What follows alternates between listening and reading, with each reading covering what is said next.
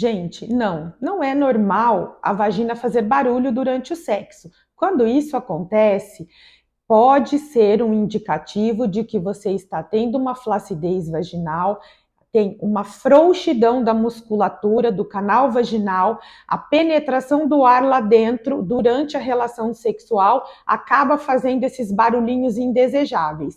Então, se você se incomoda com isso, procure um tratamento. Sim, algumas tecnologias melhoram essa questão desses barulhos vaginais. O laser, a radiofrequência, o ultrassom microfocado, são exemplos de procedimentos que vão ajudar você.